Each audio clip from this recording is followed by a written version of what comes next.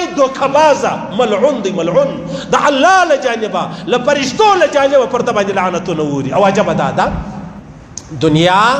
د دوکې ده د چل ده. ډېر موږ وینو عیسایان را واخله نصارا را واخله هندوان را واخله هغه په دا خبره پوه دي چې یاره بل له کم روپیو دوې نه پیدا کېږي. بیا راسي یو مسجد لره بیا ملا ته ووایي چې زه کلمه وایم نو داسې زه مسلمان کېږم ما ته لاره راوښیه. بیا مولوي صاحب کلمه ور وښیي بیا مسلمان کې فاصله مسلمانۍ دی اوس دا خبره وکړي چې یاره زه خو نو ډېر مفلسه یم زه خو ډېر غریب یم. بیا دی راولاړ شي بیا راشي پر مسجدانو ګرځي زه پرون مسلمان شولم زما برادرۍ زه د کوره پسې واخیستلم نو لهذا ډېر غریب یم تاسو ما ته دومره روپۍ راکئ یا له ما سره احسان وکړئ بیا خلک چاندې ورکوي. نو دا اصل حقیقت کې یو خو ایمان دی اسلام دی د هېڅ چا پر ایمان او پر اسلام باندې به موږ شک و شبه نه کوو. او بله خبره دا ده ډېر داسې دي چې هغه د دې خبرې دپاره چې راسه زه به په ظاهره اسلام راوړم بیا به پر مسلمانانو پر کورو پر مسجدانو ګرځم بیا به ما ته روپۍ راکوي. دا دوکبازه دی دا مسلمان نه دی.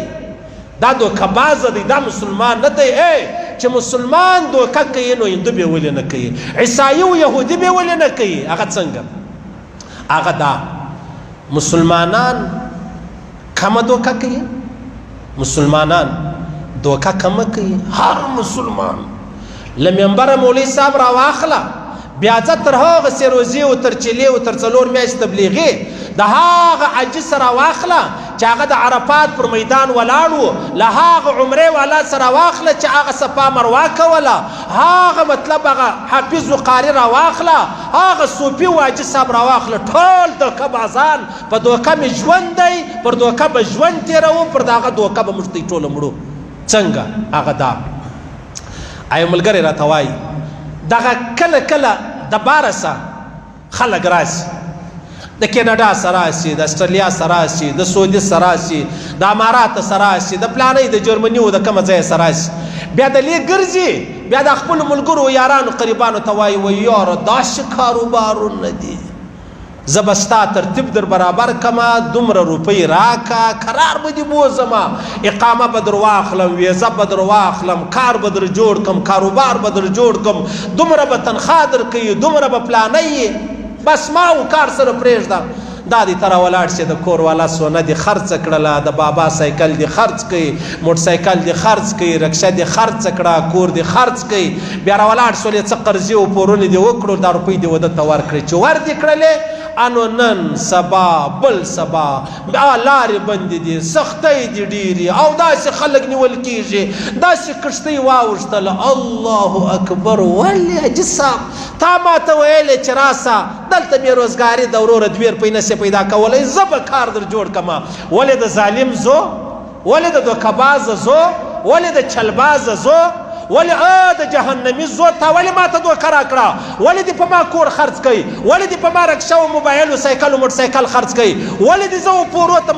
مخامخ کړلم ولې دې زه د جهان پوره وړی کړم او بېرته رالې رسه ورک شولې. لعنت پر داسې انسانانو لعنت پر داسې کاروباریانو لعنت پر داسې ایجنټانو لعنت پر داسې مسلمانانو. ولې ظلم کوې راسه زه تا ته یو نه دوه نه سل در ښیم چې هغو دا ترتیب چې دی هغه کړی دی. نو هندو به ولې دوکه نه کوي؟ هندو هم د دې مسلمانانو دوکه زده کړې ده چې هندو چې مسلمان دوکه کوي نو هندو بیا نه کوي خامخا بیا کوي او لازمي بیا کوي. الله دې موږ له دوکو وساتي یا الله موږ له دوکو وساته یا الله موږ وساته. د الله رسول فرمایي دوکهبازه ملعون دی ملعون د الله له جانبه له فرشتو له جانبه پر ده باندې لعنتونه اوري. او عجبه دا ده دغه کله کله د موبایل د لارې سوي څوک تا دوکه کړي چې دوکه دې کړي پخوا به قسطۍ په یادې داسې به ویلې ول داسې ستا په کور کې خزانه ده او داسې پلانی دی او داسې پلانی بیا به یو سړی رالی وروره دا دو نمبر پیرانی دی دا غله ټګماران د ټګانو زامن دا به رالو تا ته به یې ویلې ستا په کور کې خزانه ده نیم مشال داره نیم کلي وروره سرویس سرویس څه کیسه ده دلته خزانه ده انو خزانه نه وایو خزانه وله پیرانو خدای مې تباه که او ټګانو الله مې تباه که او د غلو زامنو الله مې تباه که اسلام مې بدنامه کوي محمد رسول الله مې بدنامه کوي حاجي امداد الله مهاجر مکي مې بدنامه کوي راځه راځه زموږ تر شیخانو تر پیرانو دا مې ټول بدنامه کړلو یو هلک و اول مولوي صاحب ما ته یو ډېر غټ پیر وویل ستاسې په کور کې خزانه ده قرار زره ولاړ سو نو هېچا ته غږ نه کوم نو مې کولنګ پیدا کړی دی بیلچه پیدا کړې ده نه ازبکان را غواړم د ګلمنډۍ او د میزان نه پلانۍ او خزانه ده وروره پیر صاحب ویلې نو ورته وچ جوړېدم الله الله الله خزانه ده نو خزانه خلک اوبه نس پیدا کوئ دی خزانه در پیدا کوي نو ډېر چې مې دا واره د خبره په غور واورئ کډی چې مې ډېر وکیندی نو خو یم شی نو اخر مې پیر صاحب راوبلی پیر صاحب اوس هم ژوندی دلته کله کله ګرځي او سلام علام کوي نو ما چې پیر صاحب راوغوښتم مال پیر صاحب خبره خو دا ده خبره نه ورسېده شی نه وسو څه چم وکم نو خو د پیرانو مې خدایان جوړ کړي دي او ځان ټینګوئ ځان پیر سره ته ویلې هغه هلک هم ژوندی دی هغه کور هم سته پیر صاحب محترم هم ژوندی دی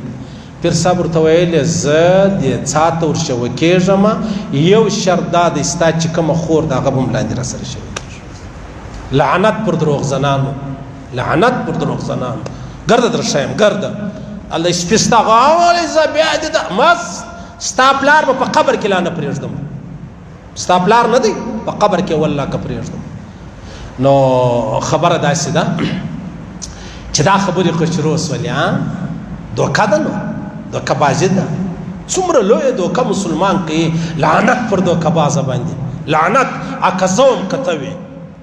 که زه هم پر ممبر کته وې راته ناست پر دواړو دې لعنت ده د الله رسول فرمایي دوکه مه کوئ نو د خلکو دا خیال دی چې بس پیسې مې پورته کړلې کار وسلو نمبر مې بدل کړئ جنې ورک سولم دی دې ما پیدا کوي الله اکبر زه دې نسم پیدا کولی د هغه لوی رب پر عرش باندې لیکلی غل د غله زوی